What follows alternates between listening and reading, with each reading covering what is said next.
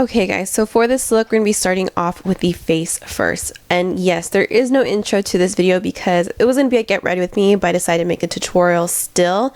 I didn't have time to film the intro though, so please forgive me. Also, if I sound really nasally, it's because I'm super congested right now.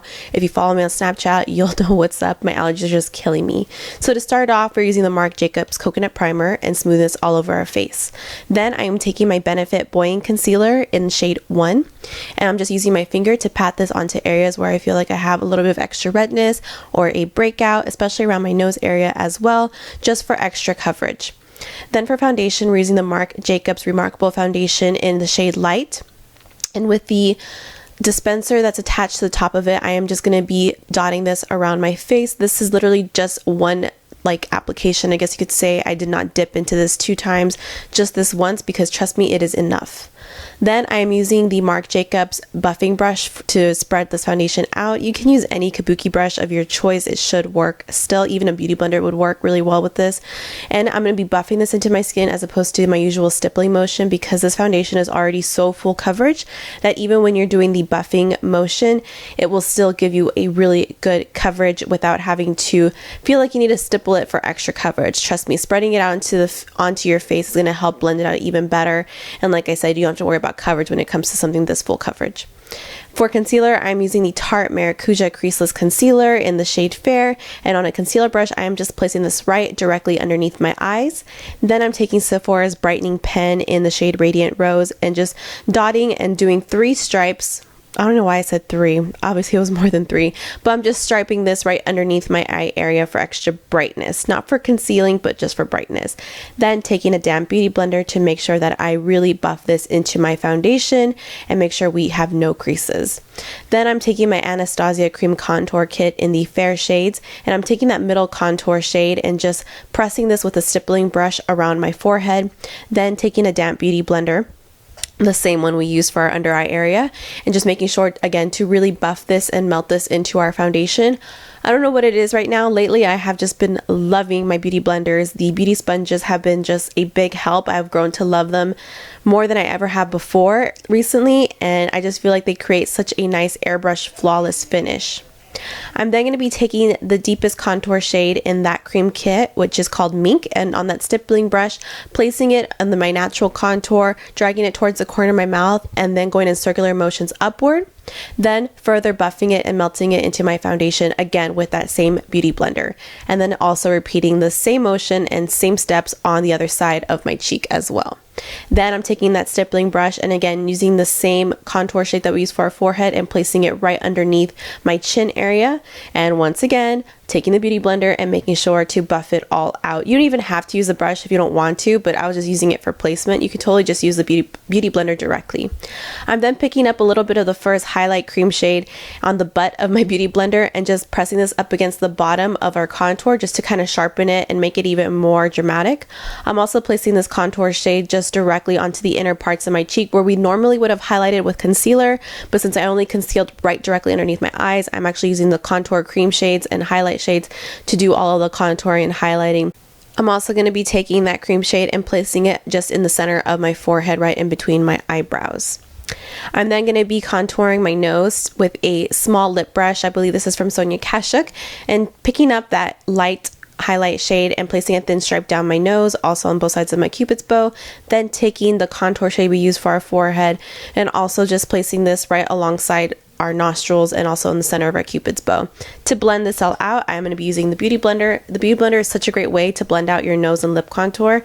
You would think that it would kind of get everywhere and it would lose its placement, but it really doesn't. It just picks up any excess product, which leaves your contour looking very natural and smooth.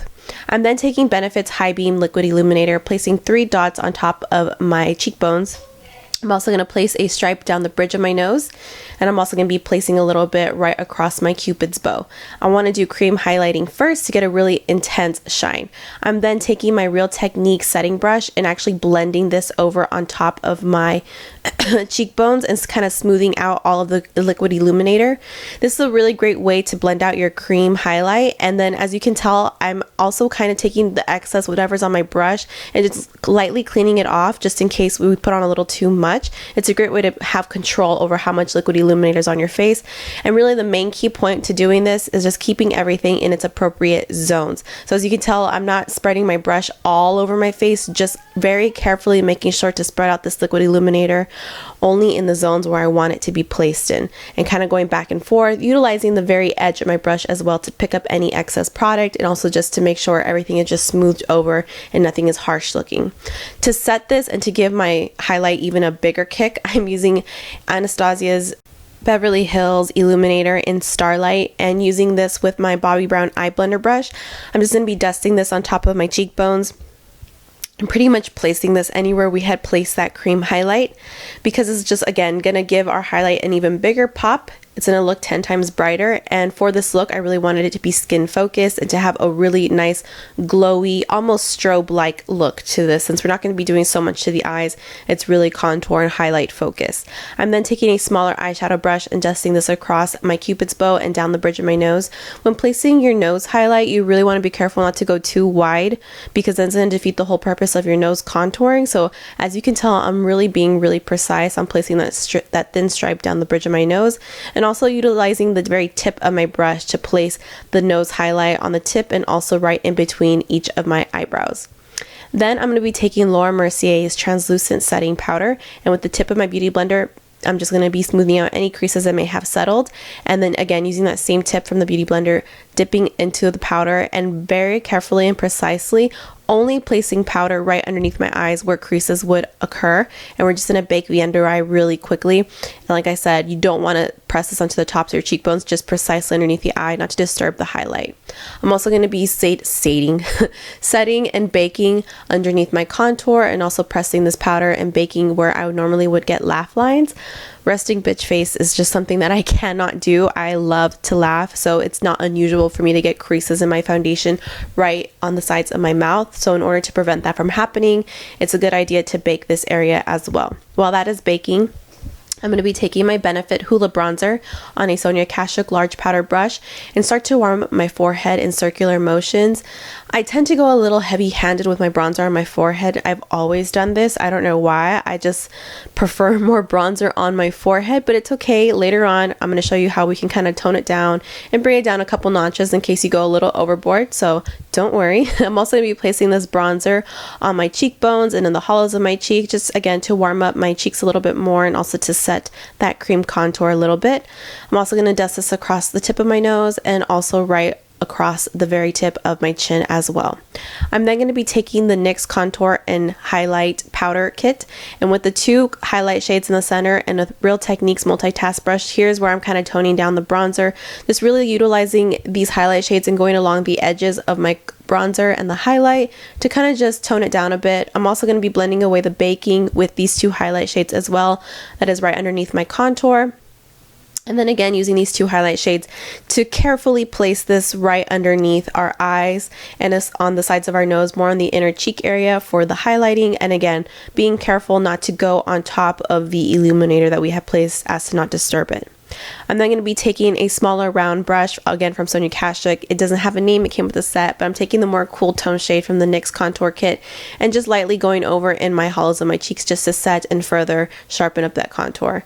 I'm also going to be doing the same for my nose contour, except with a flat brush, and utilizing the very edge of this brush to really make sure that I am precisely going along the edges and not disturbing the center. For blush, I'm using Bobbi Brown's bronzer. This is like a bronzer hybrid mixed with the blush and illuminator. It was limited edition, so unfortunately it's not available anymore, but any bronzy, shimmery blush and or just regular bronze would work for this. For the eyes, I first placed down MAC's Paint Pot in Soft Ochre. Using the Morphe 35O palette, we're going to be using this white ivory matte shade and placing this all over the entire lid area. Then taking a Luxie blending brush and using this taupe shade to just define our crease, going in circular motions, really buffing this out.